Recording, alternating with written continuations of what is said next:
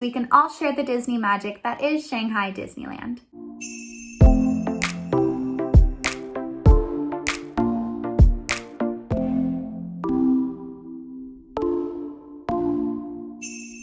Hello everyone, and welcome back to an extra special video. I will be posting this video on May 11th, which is a very special day because on May 11th, the Shanghai Disneyland park will be reopening following a 4-month closure due to the current COVID-19 pandemic. I thought it would be really fun if I did a video talking about my experiences when I visited Shanghai Disneyland during its opening year. I was so incredibly overjoyed when I heard the news that Shanghai Disneyland would be reopening this week. I'm sure we all can agree that it just feels so good to know that the world is slowly healing, and I know that it's going to be so wonderful having at least one Disney park around the world reopened again. Shanghai Disneyland is an incredible, beautiful park, and I'm very eager to talk about it with you guys so we can all share the Disney magic that is Shanghai Disneyland. So just a little bit of an introduction. Shanghai Disneyland opened on June 16th, 2016, and I visited with my mom in March 2017, so it was still within the opening year. My mom and I were traveling around Asia over our holiday March break, and we spent 2 days in Shanghai Disneyland before we traveled to other countries. So after a fun but very long flight, we arrived in the Shanghai airport in the evening and we took a taxi over to the Shanghai Disneyland Toy Story Hotel. I remember being in the cab and being so excited because the closer we got, the more I could see of the park.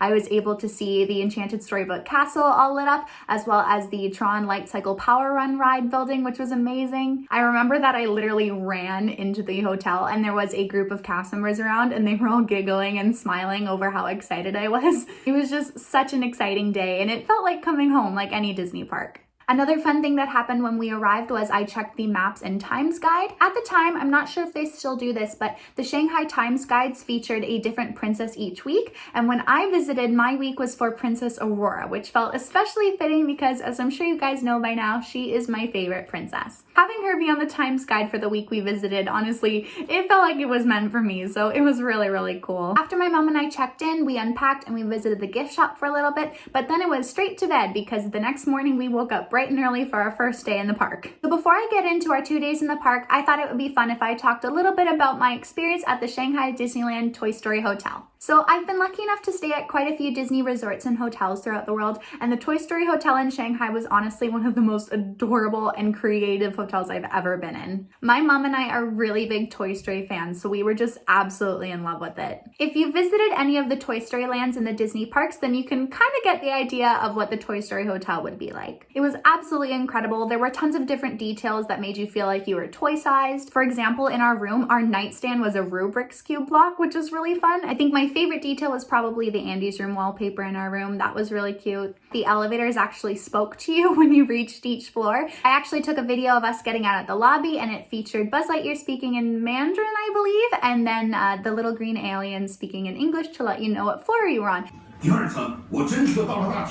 Level 2, the lobby. It was really cool getting to hear your favorite characters all throughout the hotel. And of course, there was also tons and tons of beautiful artwork everywhere. My mom and I spent a little bit of time exploring the hotel and we found so many different beautiful art pieces. My favorite was of the last scene in Toy Story 3 when Andy's driving away. Always hits me in the feels. There was also an amazing cafeteria that had delicious food, and it was also decorated with these beautiful like Toy Story character kites in the ceiling. That was amazing to see. And then of course it also had this tiny little cafe where you could go and get different sweets and desserts. That was really fun to see as well. My mom and I also visited the gift shop, which was really cool. It was themed after Lotso. I loved getting to see all the merch before we visited the park the next day. We even did some pin trading in the gift shop, which was really fun when we arrived. If you're interested in seeing the merchandise that I brought home from Shanghai Disneyland, you can watch one of my previous videos where I did a Disney International Parks merchandise haul. That'll show you all the merchandise that I brought home from Shanghai, Hong Kong, and Tokyo Disney resorts. So the Toy Story Hotel in Shanghai did have free transportation to the park, like I'm sure many of you are familiar with at the Walt Disney World Resort or the Disneyland Resort. However, comparing it to, say, Walt Disney World's series of transportation buses and monorails and Skyliners, it was just one shuttle bus because it's all going to the same destination. So yes, overall I loved it and I really hope that we can stay there again someday. All right, so now we can get into our 2 days at the park. So unfortunately, our first day was pretty cloudy, rainy, and cold, but the nice thing about it was that the park was practically empty. I'm sure you can imagine my excitement when we walked up to the park and I got to see the beautiful entrance. Something that makes Shanghai Disneyland so unique from the other Disney parks is that, as the Walt Disney Company explains, it is authentically Disney and distinctly Chinese. Because of this, there are many details in the parks where you feel the Disney magic, but you also get to embrace the beautiful Chinese culture. So for example, when you enter the park, instead of the traditional Main Street USA, you instead are walking down Mickey Avenue. Mickey Avenue was amazing. There are all sorts of different shops themed after Mickey and his friends. I really loved Minnie's Confectionery. I even ended up finding the entrance to Club 33 on Mickey Avenue, which was really, really fun. Ended up taking some pictures and pulling on the door just a little bit. And then of course, when you walk down Mickey Avenue, like Main Street USA, you get to see the castle for the first time. Now, Cinderella Castle in Walt Disney World will always be my favorite because it is my home park.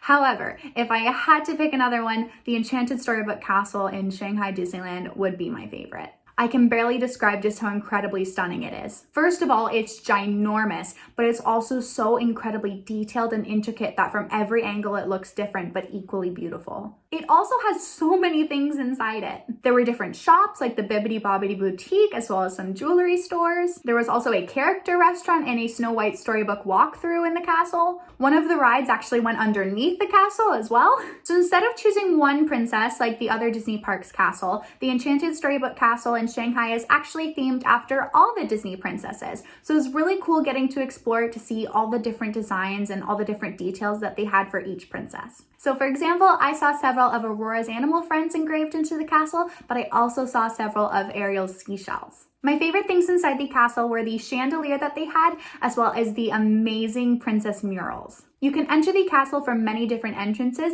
but they all meet up in the center into this great big opening where there's this beautiful chandelier hanging, but on each side there are 4 murals. So I believe they were to represent each season, and there was Anna and Elsa for Frozen, Rapunzel, Tiana, and Merida. I think my favorite of the 4 was Rapunzel's because it was absolutely beautiful, but I was so blown away by each of them because they were incredibly stunning and detailed. On our first day, my mom and I ate at a restaurant called the Wandering Moon Tea House. It was near the Zodiac Gardens that they had, and it was one of the areas where you could really experience the Chinese culture. So my mom and I loved it. I think we went a few times throughout our trip. Our favorite meal was actually something on the kids' menu. Like I said, our first day was very cold and rainy, so our favorite meal was actually a chicken soup that they had. Chicken soup on a cold day was just perfect. It was super delicious, and it was actually really cute because they had a Mickey-shaped carrot in the bowl. So it was the perfect meal and exactly what we needed. We did many rides on the first day, but I'll talk about some of them now and then the rest of them later. I think the ride that I was most excited for was the Tron Light Cycle Power Run, and it did not disappoint. Like I said, the park was practically empty, so I'm pretty sure I got to walk on it like 5 times. Each time was this like incredible like adrenaline anticipation. You're literally strapped into the light bike like you would be riding it for real. Like, it is incredible. It's just such a fun, thrilling, exciting ride, and I can't wait for it to come to Walt Disney World so I can go on it again. So Shanghai did have a lot of rides that were unique to that park, which were amazing. I'll talk a little bit about my favorite ones later on, but they also of course had some that were familiar from other Disney parks. My mom and I went on Seven Dwarfs Mine Train. We went on The Many Adventures of Winnie the Pooh. Another familiar ride that they had was Peter Pan's Flight, which is one of my favorite rides in the Disney parks. However, what I loved about it was, while it may be a familiar ride because they do have Peter Pan's Flight in other Disney parks,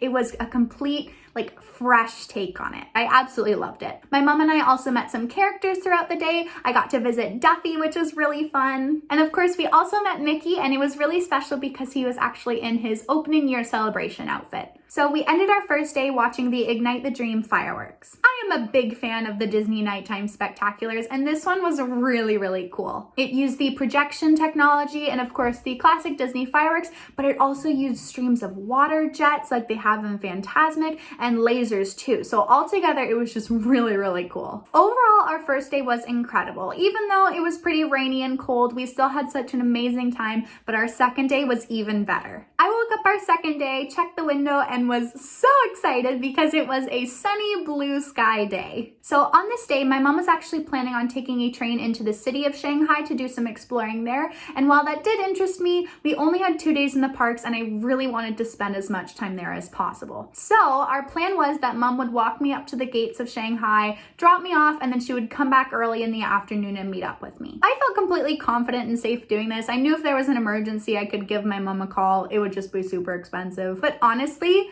I had the best time off on my own. I really, really love solo days in the Disney parks, and I think this was the first time I actually went off on my own. And crazy enough that it was in a park like Shanghai. I had so much fun exploring. I took so many different pictures of the castle. I went on my favorite rides again. I even went on a quest for a churro for a while where I just wandered around taking everything in and looking around till I could find one. Because the weather was much better than the day before, the characters were back out. I ended up meeting Belle and Cinderella, which were amazing. I had so much fun chatting with them and telling them about how I'd traveled so far all the way from Canada. I had lunch at the Tangled Tree Tavern restaurant, which is basically the Snuggly Duckling, so it was really cool. I did some attractions that we hadn't done yet, like the Alice in Wonderland maze. The Alice in Wonderland maze in Shanghai was actually the first Disney attraction that focused on the Tim Burton version of the Alice in Wonderland movies, which I thought was really, really fun. I also did the Snow White Story Castle walkthrough, which was amazing. You got to walk up into the castle on this beautiful staircase. As you walked up the staircase inside the castle, there were these beautiful stone carvings of each of the Disney princesses. I kept losing my spot in line because I kept stopping to take pictures of them. I also went on the Voyage of the Crystal Grotto ride, which was amazing. That's the boat ride that goes underneath the castle. It was a beautiful boat ride that took you around to different scenes of different Disney movies, and you followed this like magical dragonfly and it led you to the Crystal Grotto, and it was just very magical and cool.